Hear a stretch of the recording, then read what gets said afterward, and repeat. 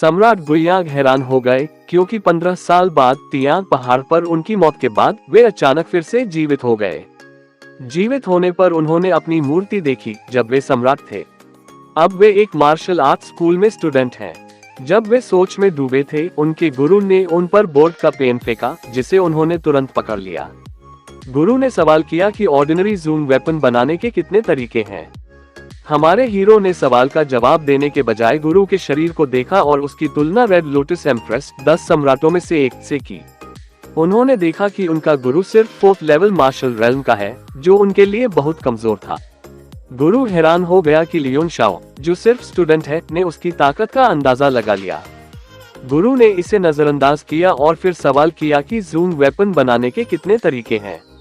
Leone Shao के लिए ये बच्चों का सवाल था, क्योंकि सम्राट रहते हुए वे 9th क्लास रिफाइनर थे, जो रिफाइनर का सबसे ऊंचा लेवल है। लियोन शाओ ने जवाब दिया कि जूम वेपन बनाने के 48 तरीके हैं। गुरु हैरान हुआ, लेकिन उनके सहपाठी हंसने लगे क्योंकि किताब में लिखा था कि सिर्फ 36 तरीके हैं, जो मास्टर यांग वेपन बनाने के एक्सपर्ट ने बताए थे। लियोन शाओ ने सवाल उठाया और मास्टर यांग को बच्चा कहकर कहा कि उन्होंने गुयांग से 12 और तरीके सीखे थे। सहपाठी फिर हंसे और उसे पागल कहा। गुरु ने चिल्लाकर क्लास को चुप कराया और समझाया कि सम्राट गुयांग न सिर्फ तीसरा सबसे ताकतवर सम्राट था, बल्कि 9th क्लास रिफाइनर भी था। लियोन शाओ का जवाब सही था कि 12 और तरीके हैं, जो किताब में नहीं लिखे गए, क्योंकि ये तरीके खास हैं और ऑर्डिनरी रिफाइनर इन्हें नहीं कर सकता। क्लास चुप हो गई क्योंकि लियोन शाओ, जो क्लास में कमजोर माना जाता था, ने सही जवाब दिया। गुरु ने चुप्पी तोड़ी और लियोन शाओ से कहा कि सही जवाब देने से घमंड न करे। फिर गुरु ने एक मुश्किल सवाल पूछा कि अगर वह इसका जवाब दे देगा तो उसे क्लास में आने की जरूरत नहीं पड़ेगी और वह पास हो जाएगा। सवाल था कि वेपन बनाने की प्रक्रिया में स्काई क्रिस्टल सैंड क्यों डाला जाता है। सभी हैरान हुए क्योंकि ये सवाल मुश्किल था, लेकिन लियोन शाओ के लिए ये आसान था।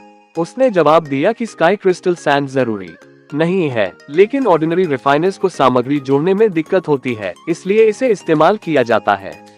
गुरु ने इस जवाब से सहमति जताई और पूछा कि कुछ रिफाइनर्स स्काई क्रिस्टल सैंड इस्तेमाल करने के बाद भी वेपन क्यों नहीं बना पाते। लियोन शाओ ने कहा कि sky crystal sand water type है, जो फायर एलिमेंट का विरोध करता है, इसलिए ये वेपन बनाने में काम नहीं करता।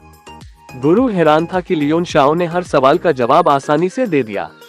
वह गुस्से में क्लास से बाहर चला गया और जाते जाते कहा कि वह लियोन शाओ से क्लास के बाद बात करना चाहता है। लियोन शाओ खुश था क्योंकि उसने सारे सवालों के जवाब दिए और अब उसे क्लास में आने की जरूरत नहीं थी। वह स्कूल के आसपास घूमने लगा और उसे यकीन नहीं हुआ कि उसका सबसे कमजोर डिसाइपल यांगी अब देश का सबसे अच्छा रिफाइनर है। उसे पता चला कि यांगी ने उसकी मूर्ति बनवाई थी। इससे वह खुश हुआ क्योंकि यांगी ने उसका सम्मान दिखाया।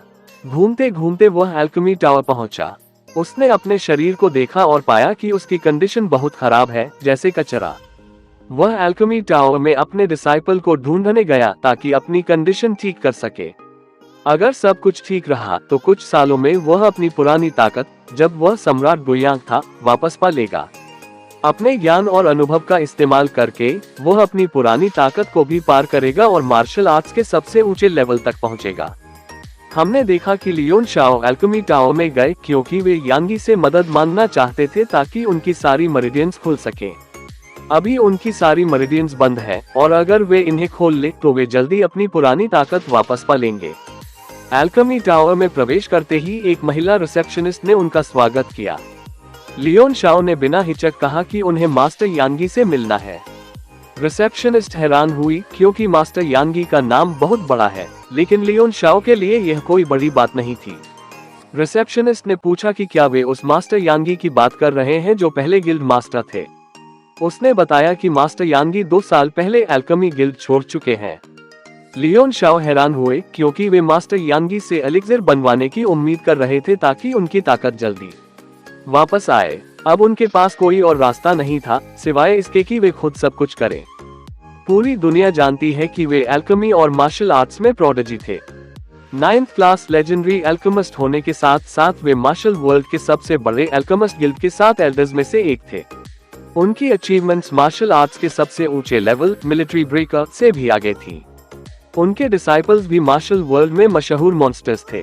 लेकिन अभी वे बहुत कमजोर हैं और मार्शल आर्ट्स शुरू करने का सही समय बीतने वाला है। लियोन शाओ ने और समय बर्बाद नहीं किया और फैसला किया कि वे अपनी मार्शल आर्ट्स जर्नी शुरू करने के लिए जरूरी चीजें खुद बनाएंगे। उन्होंने रिसेप्शनिस्ट को एक कागज पर इंग्रेडिएंट्स की लिस्ट दी। तभी एक फर्स्ट क्लास अल्केमिस्ट जॉन आया और रिसेप्शनिस्ट को बुलाया। रिसेप्शनिस्ट ने कहा कि वह लियोन शाओ की लिस्ट लेने के बाद आएगी। जॉन ने लियोन शाओ की रेसिपी ली, उसे देखा और कचरे की तरह फेंक दिया। उसने रिसेप्शनिस्ट को जल्दी जाने को कहा और लियोन शाओ को बच्चों का स्थान न बताकर वहां से जाने को कहा। लियोन शाओ कुछ नहीं बोले क्योंकि उनकी रेसिपी मार्शल वर्ल्ड में खजाना मानी जाती थी जब वे सम्राट थे। लेकिन इस फर्स्ट क्लास अल्केमिस्ट ने उसे बेकार समझकर फेंक दिया। लियोन शाओ ने इसे बर्दाश्त नहीं किया और जॉन को सबक सिखाया। उन्होंने देखा कि जॉन को कोई समस्या है। लियोन शाओ ने पूछा कि क्या वह हाल ही में फर्स्ट क्लास अल्केमिस्ट बना है। जॉन ने बताया कि 5 दिन पहले ही उसे प्रमोशन मिला और ये बात वहां सबको पता है। लियोन शाओ ने कहा कि प्रमोशन पाने के लिए जॉन ने जो तरीका अपनाया उससे उसे गंभीर बीमारी हो गई। जॉन हैरान हुआ कि लियोन शाओ को ये कैसे पता, लेकिन उसने यकीन नहीं किया। लियोन शाओ ने बताया कि बीमारी का पहला लक्षण उंगलियों का सफेद होना और त्वचा का छिलना है। साथ ही एक्यूपंक्चर पॉइंट्स रात में असहज होने लगते हैं। उन्होंने कहा कि जॉन को जीवित रहने के लिए अपना दायां हाथ काटना होगा और डैंशन को नष्ट करना होगा। जॉन हैरान हुआ क्योंकि अल्केमिस्ट के लिए हाथ और डैंशन बहुत जरूरी है। इनके बिना उनकी जिंदगी बेकार है। जॉन को लगा कि लियोन शाओ उसे डरा रहा है, लेकिन जब लियोन शाओ ने कहा कि वे इसका इलाज जानते हैं तो जॉन ने उन्हें रोका और इलाज मांगा। लियोन शाओ ने डरावनी नजरों से देखा जिससे जॉन डर गया। उसने सबके सामने माफी मांगी और इलाज के लिए गिड़गिड़ाया। लियोन शाओ ने अपनी रेसिपी वापस मांगी। जॉन ने तुरंत उसे लाकर दिया। लियोन शाओ ने कहा कि उन्हें रेसिपी में लिखे हर इंग्रेडिएंट के 10 टुकड़े चाहिए और उन्हें जुलाई एकेडमी लाने को कहा। जाने से पहले लियोन शाओ ने एक डरावनी और ताकतवर औरत निकाली जो लायन की शक्ल में थी ताकि जॉन को उसकी औकात पता चले। उन्होंने जॉन को चेतावनी दी कि उसके हाथ के लिए सिर्फ 3 दिन बचे हैं और अगर वह इससे ज्यादा समय लेगा तो अल्केमिस्ट बनने का सपना भूल जाए। जॉन हैरान था क्योंकि उसे यकीन नहीं था कि वह लिस्ट के सारे इंग्रेडिएंट्स ढूंढ पाएगा जो उसे नए लग रहे थे। उसने लियोन शाओ से पूछा कि क्या वह सच कह रहा है। लियोन शाओ ने कहा कि उसे समझाने की जरूरत नहीं क्योंकि जॉन खुद समझ जाएगा। उन्होंने जॉन को अस्थायी इलाज दिया ताकि उसका हाथ कुछ और दिन चल सके जब तक वह इंग्रेडिएंट्स इकट्ठा नहीं कर लेता। लियोन शाओ के जाने के बाद जॉन गुस्से से भरा था और बदला लेने की सोचने लगा।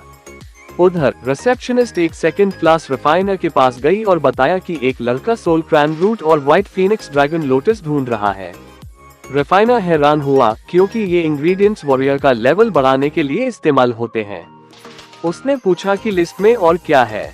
उसे और ज्यादा हैरानी हुई क्योंकि कुछ इंग्रेडिएंट्स उसे भी नहीं पता थे, लेकिन उसे यकीन था कि ये कोई ऑर्डिनरी रेसिपी नहीं है और ये वॉरियर का लेवल बढ़ाने में मदद कर सकती है। उसने तुरंत आदेश दिया कि अगर लियोन शाओ वापस आए तो उसे तुरंत बताया जाए।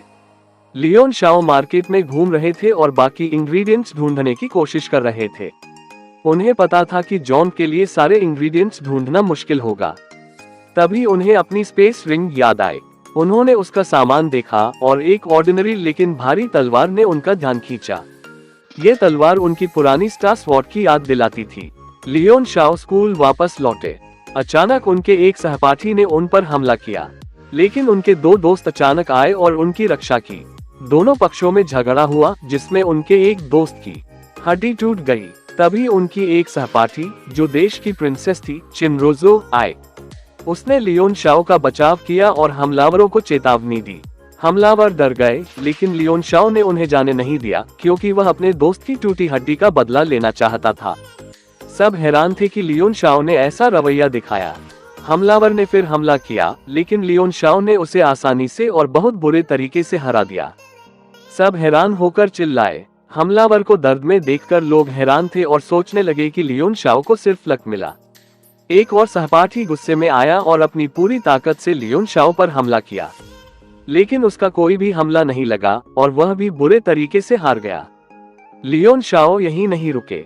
उन्होंने हारे हुए सहपाठी को लात मारी। दर्शकों, खासकर पुरुषों को लगा कि यह हमला बहुत दर्दनाक था। लियोन शाओ के दोस्तों के मन में सवाल थे कि बिना चक्र निकाले लियोन शाओ ने दुश्मनों को कैसे हरा दिया। प्रिंसेस रोजो को लियोन शाओ की चिंता थी, क्योंकि उनकी और हमलावरों की फैमिली में पुरानी दुश्मनी थी। इससे लियोन शाओ को निशाना बनाया जा सकता था, लेकिन लियोन शाओ को कोई परवाह नहीं थी, क्योंकि वे हर मुसीबत का सामना करने को तैयार थे। उनके 3 दोस्तों ने बात की कि आगे क्या हो सकता है। उनकी सबसे बड़ी चिंता हमलावरों के ग्रुप के लीडर लैन फेई थी। वह स्कूल का मशहूर चैंपियन था और चैंपियन लेवल के करीब था। लैन फेई लियोन शाओ से 2 बड़े परसेंटेज आगे था, क्योंकि लियोन शाओ ने अभी अपनी चक्र नहीं खोली थी, इसलिए उन्हें वॉरियर नहीं माना जाता था। लियोन शाओ ने समय बर्बाद नहीं किया और heavenly tyrant body training technique शुरू की, जो दुनिया की सबसे ताकतवर बॉडी टेक्निक थी और दुनिया के नंबर 1 सम्राट द्वारा इस्तेमाल की जाती थी। मार्शल आर्ट्स की दुनिया में कभी कभी ये तय करने के लिए लड़ाई होती है कि सबसे ताकतवर कौन है। यहाँ ये पता लगाया जाता है कि कौन सबसे ताकतवर एम्परर बनकर शक्ति के शिखर तक पहुँचता है। इनमें से एक पहले नंबर का सबसे ताकतवर एम्परर चांग कोन था, जिसका टाइटल था टायरेंट मार्शल सॉवरन। सबसे ताकतवर बॉडी टेक्निक जो मार्शल आर्ट्स में मशहूर थी, गलती से लियोन शाओ के पास आई थी जब वे एम्परर गुयांग थे। उस समय उन्होंने इसका इस्तेमाल नहीं किया था, जब तक कि तियांग पहाड़ पर उनकी मौत नहीं हुई।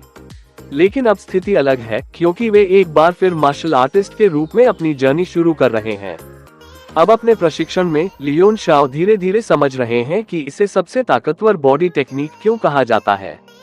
भले ही वे अभी शुरुआत में हैं, उन्हें उस असाधारण दर्द और कठिनाई का एहसास हो रहा है जो प्रशिक्षण के दौरान सहना पड़ता है। उनके विचार में वे बिना चक्र खोले भी मार्शल किंग जितनी ताकत हासिल कर सकते हैं। लियोन शाओ के मन में था कि चाहे ये टेक्निक कितनी भी मुश्किल हो, यह उनकी जीत की इच्छा को नहीं रोक सकती, क्योंकि वे तीसरे सबसे ताकतवर एम्परर थे। कुछ मिनट बाद लियोन शाओ ने टेक्निक का पहला लेवल हासिल करने की कोशिश की। पहली बार में वे सफल नहीं हुए, दूसरी बार में भी वे असफल रहे। कई घंटे बीत गए। अगले दिन Leon Shao gravity training ground गए, क्योंकि वे जानते थे कि वह जगह उनके शरीर के लिए बहुत फायदेमंद होगी। वहां मार्शल आर्टिस्ट्स को देखते हुए उन्हें अपनी पुरानी यादें ताजा हुई, जब वे भी अपनी जर्नी शुरू कर रहे थे। लियोन शाओ खाली चेंबर में गए और 10 गुना ग्रेविटी वाला चेंबर चुना। चेंबर खुलते ही उनका शरीर ग्रेविटी के दबाव से हिल गया। अच्छा हुआ कि उनका दिमाग इसके लिए तैयार था, वरना वे बेहोश हो जाते। ग्रेविटी में एडजस्ट होने के बाद उन्होंने इससे भी ज्यादा ताकतवर चेंबर ढूंढा, लेकिन सभी चेंबर भरे हुए थे। उन्होंने यूनिवर्सल डिटेक्ट का इस्तेमाल किया ताकि पता लगे कि कौन सा चेंबर पहले खाली होगा। उन्हें तुरंत पता चला कि तीसरा चेंबर सबसे पहले खाली होगा। वे वहां गए। जैसे ही चेंबर खुला, लियोन शाओ अंदर जाने को तैयार थे। तभी येजेन ने उन्हें रोक लिया। उसने कहा कि लियोन शाओ अभी आए हैं, जबकि वे चेंबर के लिए लंबे समय से इंतजार कर रहे हैं, इसलिए उन्हें पहले जाना चाहिए। लियोन शाओ नहीं रुके और येजेन को हटाने को कहा। येजेन ने जोर से हंसा और अपनी 7 चक्र निकाली, जिसमें टाइगर की ऑरा थी। लियोन शाओ ने इसे देखा, लेकिन वे जरा भी नहीं डरे, क्योंकि उन्हें पता था कि येजेन की टेक्निक में कमी है। लियोन शाओ ने असली टेक्निक दिखाए और ड्रैगन की ऑरा निकाली, जिसने येजेन के स्पिरिट को कमजोर कर दिया और उसे हरा दिया। लड़ाई के बीच में एक लड़की आए और येजेन को रुकने को कहा। उसने चेंबर लियोन शाओ को देने को कहा। लियोन शाओ ने उसे तुरंत पहचान लिया। ये वही लड़की थी लुल लैंडन, जिसे पुराने लियोन शाओ एम्परर गुयांग के साथ आने से पहले चाहता था। उसकी यादों से लियोन शाओ को पता था कि लुल लैंडन ने पुराने लियोन शाओ के साथ क्या किया था। लियोन शाओ ने दोनों को नजरअंदाज किया और चेंबर में घुस गए। चेंबर में 2 काले स्टील की मूर्तियां थीं, जिनकी उम्र 100 साल थी। लियोन शाओ ने और समय बर्बाद नहीं किया और प्रशिक्षण शुरू किया। उनके अनुमान में 9 हेवंस रेल्म तक पहुंचने में 10 साल लगेंगे। कई दिनों तक चेंबर में प्रशिक्षण के बाद उनके शरीर पर मेहनत के निशान साफ दिख रहे थे। चेंबर में रहते हुए उन्हें नहीं पता था कि येजेन के साथ उनकी लड़ाई की खबर पूरे स्कूल में फैल चुकी थी। 3 दिन बाद लियोन शाओ चेंबर से बाहर आए। लोग हैरान थे, क्योंकि वे ऐसे लग रहे थे जैसे युद्ध से आए हों। कुछ लोग सोच रहे थे कि लियोन शाओ इतनी मेहनत लुल लैंडन का ध्यान खींचने के लिए कर रहे हैं। तभी एक स्टूडेंट ने चिल्लाकर बताया कि चेंबर के अंदर की 2 काली स्टील की मूर्तियां टूट चुकी हैं। ये देखकर सभी के चेहरे हैरानी से भर गए, क्योंकि उन्हें लगता था कि इतनी ताकत इंसान के बस की नहीं है। लियोन शाओ अपने कमरे में लौटे और खुद को ठीक किया। प्रशिक्षण के नतीजे देखकर वे हैरान थे, क्योंकि उनका शरीर 9th ईयर मेडिसिन से शुद्ध किए गए शरीर से भी ज्यादा ताकतवर था। अब उनकी ताकत मार्शल अप्रेंटिस लेवल पर थी और वे आसान रिफाइनिंग कर सकते थे। गहरी सोच में डूबे हुए अचानक किसी ने उन पर पीछे से हमला किया। हमला रोकने के बाद उन्होंने देखा कि यह उनका दोस्त चौबी हान था।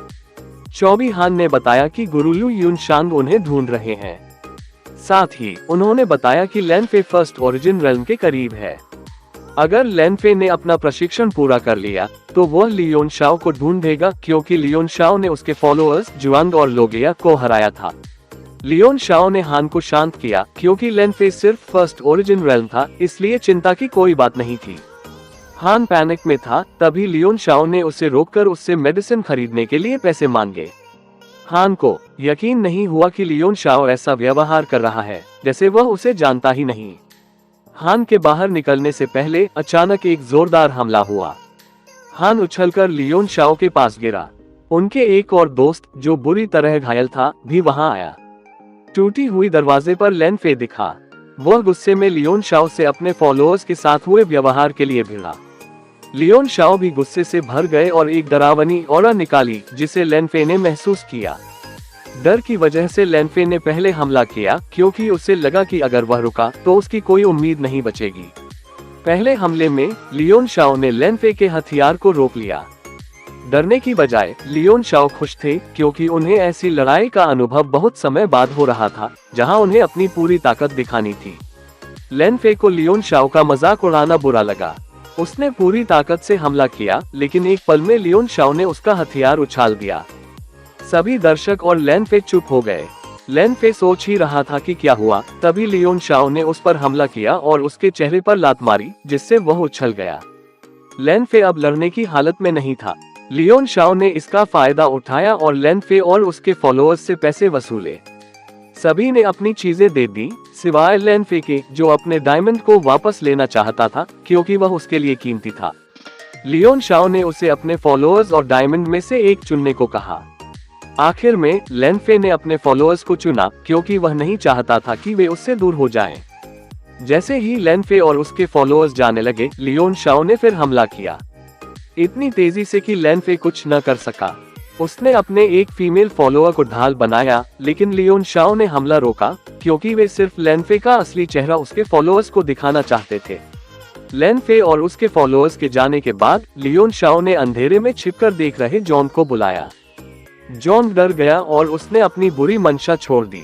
वह एक पालतू कुत्ते की तरह बन गया और लियोन शाओ को जरूरी इंग्रेडिएंट्स दे दिए। उसने अपने दोस्तों को भी इस्तेमाल किया।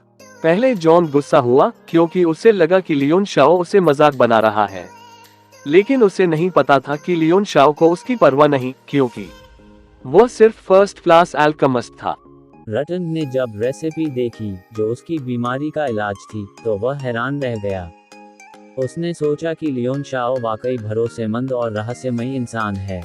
जॉन ने अपना काम पूरा कर लिया था और लियोन शाओ से बात करने की कोशिश की, लेकिन जॉन की मुसीबतें खत्म नहीं हुई थीं। उसकी बीमारी के अलावा एक और समस्या थी, उसकी पाव धीरे धीरे खत्म हो रही थी।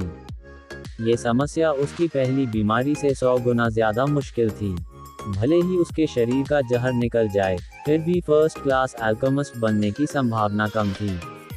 अगर उसे लक मिला तो शायद 50 साल में वह फिर से फर्स्ट क्लास अल्केमिस्ट बन पाए। लेकिन लियोन शाओ ने कहा कि वह सिर्फ 5 दिन में जॉन को फर्स्ट क्लास अल्केमिस्ट बना सकता है। जॉन को यकीन नहीं हुआ और उसने लियोन शाओ को धोखेबाज कहा। लियोन शाओ ने जवाब दिया कि जॉन इतना महत्वपूर्ण नहीं है कि उसे ध्यान देना पड़े या धोखा देना पड़े। लियोन शाओ की नज़रों से जॉन का मन बदल गया। उसने फिर पूछा कि क्या वह वाकई उसकी पुरानी ताकत वापस ला सकता है। लियोन शाओ ने कहा कि 5 दिन में न सिर्फ उसकी ताकत वापस आएगी, बल्कि वह असली फर्स्ट क्लास अल्केमिस्ट बनने का सपना भी पूरा करेगा। जॉन ने पूछा कि इसके बदले में क्या चाहिए। लियोन शाओ का जवाब था कि उसे उनका गुलाम बनना होगा। जॉन ने मना किया, लेकिन उसे लियोन शाओ की सोल पावर का दबाव महसूस हुआ, जो उसे किसी भी पल नष्ट कर सकता था। लियोन शाओ ने उसे 3 सेकंड दिए फैसला करने के लिए। जॉन ने सोचा कि अगर वह मान गया तो वह जीवन में ऊंचा मुकाम हासिल कर सकता है। अगर नहीं माना तो हमेशा पछताएगा। आखिर में उसने हाँ कह दिया। लंबी बातचीत के बाद लियोन शाओ ने जॉन को एक कागज दिया। जॉन हैरान हुआ क्योंकि उसमें स्पिरिट ट्रेनिंग फॉर्मूला थी जो सोल पावर को बढ़ाने में मदद करती है। जॉन पूरी तरह लियोन शाओ के सामने झुक गया और उनकी हर बात मानने लगा। लियोन शाओ ने उसे जाने को कहा और बताया कि जरूरत पड़ने पर बुलाएंगे। वापस जाते वक्त जॉन को यकीन नहीं हो रहा था कि उसे इतनी कीमती चीज मिली। अल्केमिस्ट के लिए स्पिरिट एनर्जी सबसे ज़रूरी है और इसे बढ़ाने के लिए आम अल्केमिस्ट को बार बार अल्केमी प्रैक्टिस करनी पड़ती है, जो बहुत धीमा तरीका है। लेकिन स्पिरिट ट्रेनिंग फॉर्मूला तेजी से स्पिरिट पावर बढ़ाने का प्रभावी तरीका है। यह इतना दुर्लभ है कि देश की रॉयल फैमिली के पास भी नहीं है। जॉन को लगा कि वह लियोन शाओ का गुलाम बनकर बहुत लकी है। एक कोने में लियोन शाओ आराम के समय भी प्रशिक्षण कर रहे थे। उनकी स्पिरिट पावर इतनी कमजोर थी कि वह आम फर्स्ट क्लास रिफाइनर से भी कम थी। जॉन पर इस्तेमाल करने से यह और कम हो गई थी, लेकिन लियोन शाओ को यकीन था कि उन्हें सिर्फ समय चाहिए और वे फिर से एम्परर बन जाएंगे। इस बार वे एम्परर गुइयांग की ताकत को पार करना चाहते थे और वह लेवल हासिल करना चाहते थे जो सिर्फ किंवदंतियों में सुनाई देता है। उनका सबसे बड़ा फायदा उनकी पुरानी जिंदगी की यादें नहीं थीं, न ही हेवनली टायरेंट बॉडी टेक्निक। ये थी गॉडली एवोल्यूशन टेक्निक जो उन्हें तियांग पहाड़ पर मिली थी जब वे मरे थे। यह इतनी दुर्लभ टेक्निक थी कि एम्परर रहते हुए भी उन्होंने इसके बारे में नहीं सुना था। इस टेक्निक ने उनके कानों को चकित कर दिया। उनके अनुमान में इसे इस्तेमाल करने से उनकी स्पिरिट पावर बहुत तेजी से वापस आएगी। चानू महाद्वीप में कल्टिवेशन दो हिस्सों में बंटा है, मार्शल आर्टिस्ट और रिफाइनर्स। आम मार्शल आर्टिस्ट अपनी एनर्जी और थोड़ा शरीर को मजबूत करने का प्रशिक्षण करते हैं, वहीं रिफाइनर्स अपनी स्पिरिट पावर पर काम करते हैं। ये 3 हिस्सों में बंटा है जो इंसान की क्षमता से जुड़ा है। अगर इनमें से किसी एक को शिखर तक ले जाया जाए तो वह व्यक्ति महाद्वीप की स्थिति बदल सकता है। लियोन शाओ, जिन्होंने एनर्जी और कॉन्शियसनेस के शिखर को छुआ था, जानते थे कि तीनों का बैलेंस जरूरी है। हर एम्परर ने 2 क्षमताओं को शिखर तक पहुंचाया था, लेकिन जब लियोन शाओ 9 हेवंस रेल्म तक पहुंचे तो वे आगे नहीं बढ़ सके क्योंकि उनका शरीर अगले लेवल की ताकत नहीं झेल सकता था। इसलिए उन्होंने हेवनली टायरेंट बॉडी ट्रेनिंग हासिल करने की हर कोशिश की। अगर कोई अपनी एनर्जी, कॉन्शियसनेस और एसेंस का बैलेंस बना ले तो वह 10 अल्टीमेट रेल्म में प्रवेश कर सकता है, जो अभी तक कोई नहीं कर पाया। अब लियोन शाओ के पास हेवनली टायरेंट बॉडी ट्रेनिंग और गॉडली एवोल्यूशन टेक्निक थी जो उन्हें 10 अल्टीमेट रेल्म तक ले जा सकती थी। लैनफे से मिले पेंडेंट का इस्तेमाल करके Leon Shao 3 heavenly needles refine करने वाले थे, जो उनकी बंद चक्र खोलने में मदद करेंगी। लियोन शाओ ने जॉन से मिले मटेरियल्स निकाले और रिफाइनिंग शुरू की। उन्होंने मटेरियल्स को हवा में तैराया और नियंत्रित किया।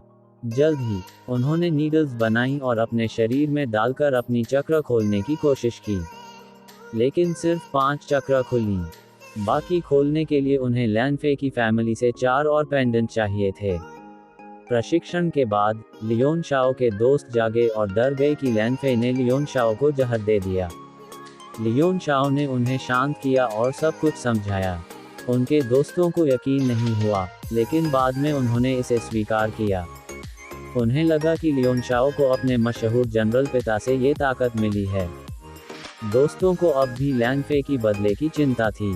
उन्हें डर था कि वह असैसिन भेज सकता है, लेकिन एक दोस्त ने कहा कि ऐसा होना मुश्किल है क्योंकि उनके स्कूल का सबसे ताकतवर व्यक्ति देश का एम्परर भी नियमों का पालन करता है। दूसरे दोस्त ने सहमति जताई, लेकिन कहा कि लियोन शाओ भूल रहे हैं कि लैनफे का सौतेला भाई स्कूल के स्टूडेंट्स में तीसरा सबसे ताकतवर है। वह लैनफे की बदले में मदद कर सकता है। लियोन शाओ चुप रहे और इस पर ध्यान नहीं दिया। उन्हें कोई डर नहीं था क्योंकि एम्परर गुइयांग के रूप में वे तीसरे सबसे ताकतवर एम्परर थे। उनके दोस्त चिंतित थे, लेकिन लियोन शाओ ने उन्हें शांत किया। उन्हें पता था कि लैन जुबान से सामना होगा। अगर लैन जुबान नहीं आया तो लियोन शाओ खुद उसे ढूंढेंगे, क्योंकि उनके पास वह पेंडेंट है जो लियोन शाओ को चाहिए। उनके लिए लैन जुबान कोई समस्या नहीं था। उधर लैन फे अपने अंकल के पास गया, जो स्कूल का टीचर था, और लियोन शाओ को सजा दिलाने में मदद मांगी। वह चाहता था कि अंकल लैन जुबान को बदला लेने के लिए मनाए, लेकिन अंकल ने मना कर दिया। उसने कहा कि अच्छा हुआ कि लैन जुबान प्रशिक्षण में व्यस्त है और उसे लियोन शाओ द्वारा पेंडेंट छीने जाने की बात नहीं पता। ये पेंडेंट उनकी फैमिली में अगला लीडर चुनने का प्रतीक है। अगर लैन जुबान को पता चला तो वह अपनी फैमिली में इज्जत खो सकता है। लैन फे ने पूछा कि अब क्या करें। अंकल ने कहा कि वह खुद इसका रास्ता निकालेगा। जल्द ही स्कूल का एग्जाम होने वाला है, जिसे वह मैनेज करेगा। एग्जाम में वह लियोन शाओ को स्कूल से निकलवाने की कोशिश करेगा, क्योंकि वह चक्र नहीं दिखा सकता। जब लियोन शाओ स्कूल से निकल जाएगा, तब वे पेंडेंट वापस लेने की योजना बनाएंगे। अंकल ने कहा कि उसके बाद लैन फे जो चाहे कर सकता है। लैन फे को यह इंतजार पसंद नहीं था, लेकिन उसके पास और कोई रास्ता नहीं था। उसने अपने अंकल से सहयोग मांगा और एक योजना बताई, जिससे अंकल खुश हुआ। लियोन शाओ के टीम प्रशिक्षण के दौरान उन्हें कुछ लोगों की मौजूदगी महसूस हुई। उन्होंने यूनिवर्सल डिटेक्ट का इस्तेमाल किया और पाया कि उनके कमरे में कुछ लोग गड़बड़ कर रहे हैं। छिपकर देखने पर पता चला कि ये लोग उन्हें नुकसान पहुंचाने की साजिश कर रहे हैं। उन्होंने उनके बिस्तर में चोरी की पैंटी छिपाई थी। लियोन शाओ को समझ आया कि यह लैन फे की साजिश है। गुस्सा होने की बजाय उन्होंने लैन फे के खेल में शामिल होने का फैसला किया। लियोन शाओ स्कूल के ऑटम फॉरेस्ट गए। वहां उन्होंने देखा कि कुछ स्टूडेंट्स गलत काम कर रहे थे। तभी एक लड़की दौड़ती हुई उनके पास आए और मदद मांगी, क्योंकि एक लड़का उसका पीछा कर रहा था। लियोन शाओ को उस पर यकीन नहीं हुआ और उन्होंने उस पर तलवार तान दी। लड़की गिड़गिड़ाती रही। जब लड़का उसे पकड़ने वाला था, वह भागकर लियोन शाओ के पास आ गई। तभी कुछ स्टूडेंट्स और एक टीचर फैंग बोग आए, जिसे लियोन शाओ ने पहले बुलाया था। लड़के को हैरानी हुई, क्योंकि फैंग बोग सख्त टीचर था। दूर से लैन फे अपनी नाकाम योजना देख रहा था। स्टूडेंट्स ने रेपिस्ट लड़के को पीटा। फैंग बुग ने लियोन शाओ को धन्यवाद दिया, क्योंकि उन्होंने समय पर सूचना दी। उसने लड़की को बताया कि लियोन शाओ ने इस साजिश का खुलासा किया। लड़की हैरान थी कि लियोन शाओ को उनकी योजना पता थी। लैन फे चुपचाप देखता रहा और अपने फॉलोअर को सजा भुगतने दिया। लैन फे के 2 और फॉलोअर्स आए और बताया कि उन्होंने अपनी योजना का हिस्सा पूरा कर लिया। लेकिन लैन फे सामने नहीं आया। रेपिस्ट लड़के की पिटाई के बाद वह अपंग हो गया। जब लियोन शाओ लड़की को ले जा रहे थे, फैंग बोग ने कहा कि वह उसे नीचे उतार सकते हैं और उसके जानने वाले उसे वापस ले जाएंगे। तभी लैन फे एक बड़े ग्रुप के साथ आया, जिसमें कई महिलाएं थीं। उसने टीचर को बताया कि रात में कई महिलाओं की पैंटी चोरी हुई थी। फैंग बोग हैरान हुआ और प्रिंसेस रूसो से पूछा कि क्या ये सच है। प्रिंसेस रूसो ने हाँ कहा और चोर को पकड़ने में मदद मांगी। बातचीत के बीच लैन फे ने कहा कि चोर को ऑटम फॉरेस्ट की तरफ भागते देखा गया था। उसने लियोन शाओ की तरफ इशारा किया। लियोन शाओ ने पूछा कि उसका इससे क्या लेना देना। महिलाओं ने उस पर शक किया। तभी किसी ने चिल्लाकर कहा कि उसने चोर को भागते देखा और लैन फे को बताया। लैन फे ने कहा कि वह सिर्फ मदद करना चाहता था। लैन फे ने लियोन शाओ पर चोरी का इल्जाम लगाया, जिसे उस व्यक्ति ने समर्थन दिया, जिसने कथित तौर पर चोर को देखा था। उसने कहा कि चोर लियोन शाओ जैसा दिखता था। प्रिंसेस रूसो ने इसका विरोध किया और कहा कि लियोन शाओ ऐसा नहीं कर सकता। लियोन शाओ ने फैसला किया कि वह खुलेआम अपने कमरे की तलाशी देगा ताकि सच सामने आए। अगर लैन फे का इल्जाम गलत निकला तो उसे जवाब देना होगा। लियोन शाओ ने कुछ महिलाओं को समझा लिया। प्रिंसेस रूसो को चिंता हुई। जब वे लियोन शाओ के कमरे की तरफ जा रहे थे, उन्होंने टीचर वांग फैंग को देखा। फैंग बुग ने वांग फैंग से पूछा कि वह वहां क्या कर रहा है। वांग फैंग ने कहा कि उसे चोर की खबर मिली थी, इसलिए वह देखने आया। लियोन शाओ ने पूछा कि अगर चोर को ऑटम फॉरेस्ट में देखा गया, तो वह उनके दरवाजे पर क्या कर रहा है। फैंग बुग ने सहमति जताई और वांग फैंग से जवाब मांगा। वांग फैंग ने कोई जवाब नहीं दिया और सजा का सुझाव दिया कि चोर को स्कूल से निकाल देना चाहिए। फैंग बुग को साजिश समझ आए और उसने वांग फैंग को चेतावनी दी। उसने कहा कि वह हेडमास्टर को सारी बात बताएगा।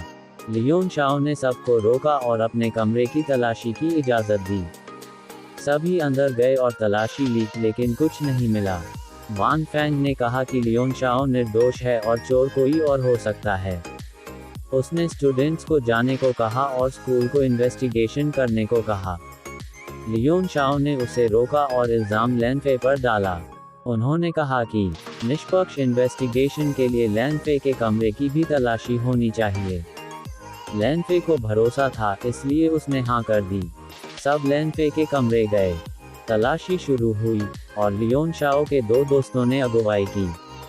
उन्हें सिर्फ एक ताला लगा हुआ बॉक्स मिला।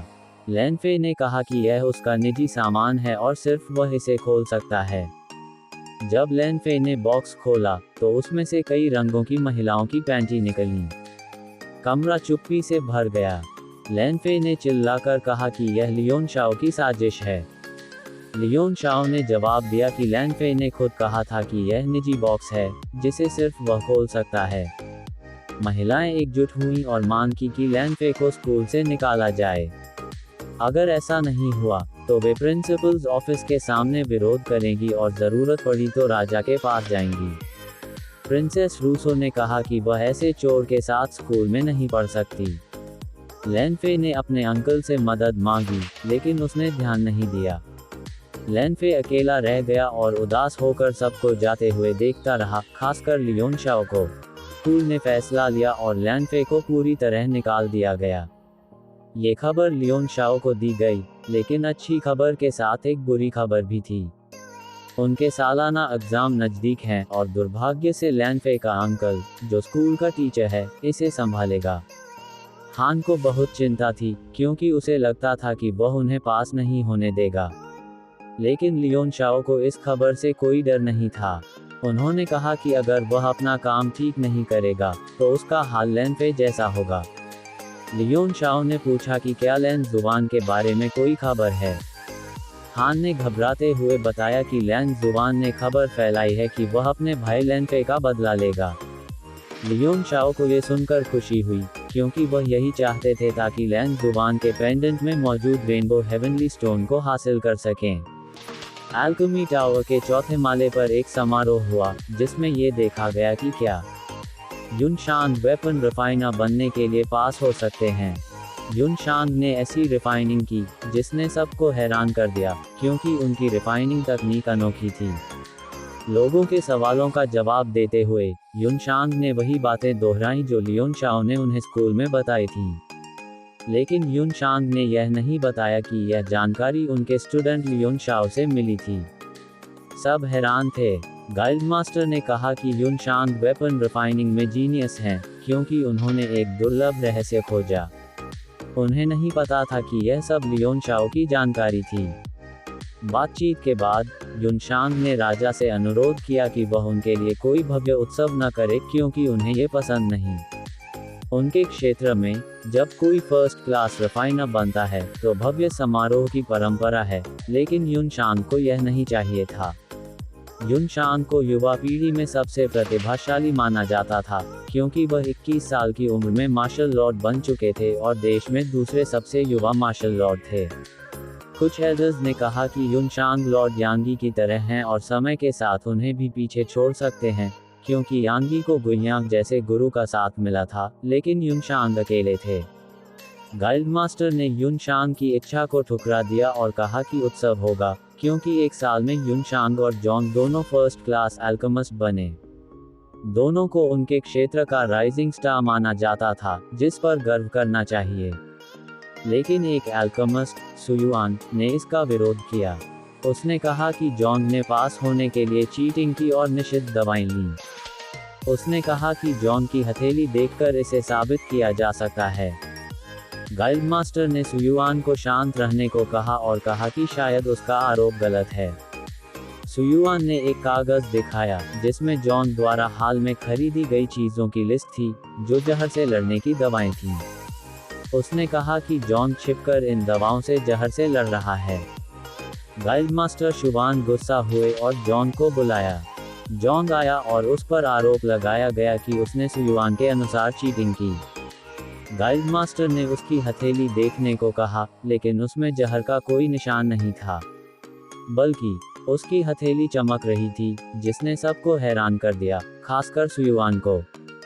सुयुआन ने डिवाइन सेंस का इस्तेमाल कर जॉन के शरीर की जांच की। जॉन ने इसका जवाब दिया और अपनी सोल पावर से सुयुआन की डिवाइन सेंस को आसानी से तोड़ दिया। सुयुआन गिर पड़ा। सब हैरान थे, क्योंकि जॉन की सोल पावर इतनी ताकतवर थी, भले ही वह हाल ही में फर्स्ट क्लास अल्केमिस्ट बना था।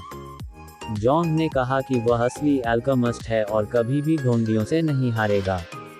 गिरे हुए सुयुआन की शक्ल बदल गई और वह बुरा दिखने लगा। उसने माफी मांगी और अपने गांव में रिटायर होने की इजाजत मांगी। गाइड मास्टर ने इजाजत दे दी और वह चला गया। सब जॉन के प्रदर्शन से प्रभावित थे। जॉन ने मन ही मन लियोन शाओ का शुक्रिया अदा किया और उनके लिए हमेशा सेवा करने का वादा किया। गाइड मास्टर ने जॉन को मेडल और फर्स्ट क्लास रिफाइनर का सर्टिफिकेट देने की पेशकश की।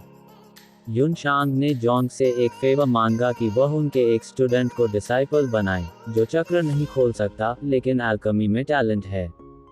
जॉन ने कहा कि वह पहले स्टूडेंट की क्वालिफिकेशन देखेगा और अगर वह पास हुआ तो उसे सिखाएगा। युन शांग ने धन्यवाद दिया और दोनों अलविदा कहकर चले गए। सालाना एग्जाम का दिन आ गया। इस एग्जाम में कई स्टूडेंट्स फेल हो जाते हैं, यहाँ तक कि मशहूर परिवारों के भी। वान फैंग ने घोषणा की कि इस बार नियम बदलेंगे। पहले अगर कोई 1000 LB की ताकत या चक्र खोल लेता था तो पास हो जाता था, लेकिन अब दोनों करना जरूरी होगा। वान फैंग जानता था कि लियोन शाओ में 1000 LB की ताकत है, क्योंकि उसने लैनफे को हराया था, लेकिन वह चक्र नहीं खोल सकता। इसलिए उसने नियम बदले। सब लियोन शाओ की तरफ देखने लगे, क्योंकि उन्हें पता था कि नियम उनके लिए बदले गए हैं ताकि वान फैंग बदला ले सके। लियोन शाओ बिना डरे मंच पर गए और एग्जाम शुरू किया। मंच पर जाते समय उन्होंने एक एक कर अपनी 7 चक्र खोली।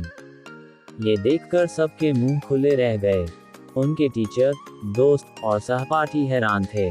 7वीं चक्र खोलने के बाद लियोन शाओ ने बिना समय गंवाए हमला किया। एक सटीक और ताकतवर मुक्के से उन्होंने स्टोन टेस्टर को तोड़ दिया, जो एग्जाम में ताकत मापने के लिए इस्तेमाल होता था। सब हैरान थे, क्योंकि स्टोन टेस्टर को तोड़ने के लिए मार्शल वॉरियर की ताकत चाहिए, जबकि लियोन शाओ सिर्फ मार्शल अप्रेंटिस थे। फिर भी उनकी ताकत आम मार्शल वॉरियर से ज्यादा थी। उनके दोस्तों ने जश्न मनाया, जबकि वान फैंग गुस्से से भर गया। लियोन शाओ जाने ही वाले थे कि लैन जुबान ने उन्हें चुनौती दी। लैन जुबान ने खुद को लैनफे का बड़ा भाई बताया। लियोन शाओ ने उसका स्वागत नहीं किया और उसे मिडिल फिंगर दिखाई।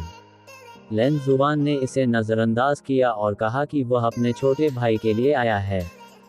उसने माफ़ी मांगी और माना कि लैनफे को उसकी सज़ा मिलनी चाहिए थी, लेकिन वह लियोन शाओ के अपमान को बर्दाश्त नहीं करेगा। लियोन शाओ ने तंज कसते हुए कहा कि शायद लैनफे उससे मिलता जुलता है और दोनों में ज़्यादा फर्क नहीं है। गुस्से में लैन जुबान ने लियोन शाओ को लड़ाई के लिए चुनौती दी। प्रिंसेस रूसो ने दौड़कर इसे रोकने की कोशिश की, लेकिन लियोन शाओ ने चुनौती स्वीकार कर ली। उनके दोस्तों ने भी रोकने की कोशिश की, लेकिन लियोन शाओ ने कहा कि अगले 3 दिन में वह लैन जुबान से लड़ेगा।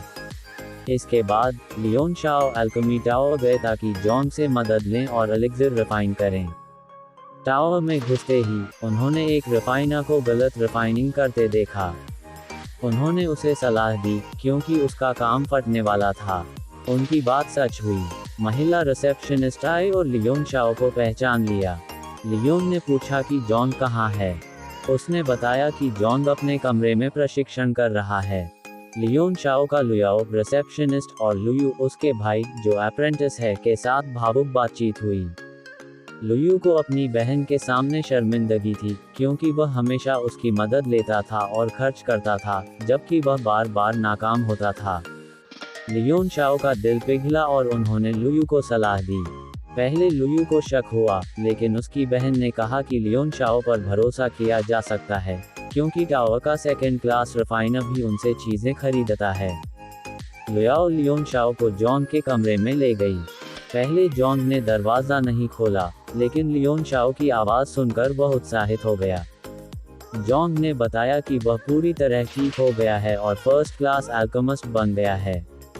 लियोन शाओ ने बिना समय गंवाए कहा कि उन्हें जॉन की मदद चाहिए 2 एलिक्सिर रिफाइनिंग के लिए।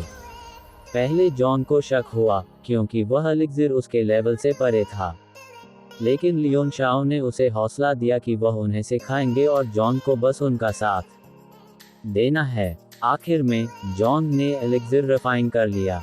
वह अपने नतीजे से खुश था, लेकिन लियोन शाओ निराश थे, क्योंकि एलिक्सिर निम्न स्तर का था। जॉन थक गया था, तो लियोन शाओ ने खुद रिफाइनिंग जारी रखी। उन्होंने 2 हैंड सील्स का इस्तेमाल किया, जिसने सबको हैरान कर दिया। आखिर में उन्होंने एलिक्सिर को इतना बेहतर बनाया कि वह क्रिस्टल जैसा चमकने लगा। जॉन की लियोन शाओ का गुलाम बनने की इच्छा और बढ़ गई। लियोन शाओ कमरे से निकले और अपने कमरे की ओर गए। रास्ते में उन्होंने लुयाओ और लुयू को जश्न मनाते देखा, क्योंकि लुयू ने एलिक्सिर रिफाइन कर लिया था। लुयाओ ने धन्यवाद का इशारा किया और लियोन शाओ ने भी जवाब दिया। एक कमरे में युनशांग और हेडमास्टर स्कूल की हाल की घटनाओं पर बात कर रहे थे। वे लियोन शाओ के कामों से प्रभावित थे, जैसे लैनफे का निष्कासन और लैन जुबान की चुनौती स्वीकार करना। हेडमास्टर ने युनशांग की तारीफ की, जो 21 साल में मार्शल लॉर्ड और फर्स्ट क्लास रिफाइनर बन चुके थे। उन्होंने कहा कि युनशांग बहुत आगे जाएंगे और उत्सव में उन्हें वाइस हेडमास्टर बनाने की घोषणा करने की योजना थी। युनशांग ने इसे नज़रअंदाज किया और लियोन शाओ को लैन जुबान से लड़ने से रोकने के लिए चले गए। वह लियोन शाओ की चिंता करते थे, क्योंकि उन्हें लगता था कि वह लैन जुबान से नहीं जीत सकता। हेडमास्टर ने उन्हें रोकने की कोशिश की, लेकिन युनशांग नहीं माने। हेडमास्टर उनके साथ लियोन शाओ को देखने गए। लड़ाई का दिन आ गया। सभी स्टूडेंट्स मंच पर जमा थे, जहां लैन जुबान इंतजार कर रहा था। लियोन शाओ ग्रेविटी चेंबर से निकलकर आए, आत्मविश्वास से भरे हुए। मंच पर जाने से पहले उनके दोस्तों और टीचर ने उन्हें रोकने की कोशिश की।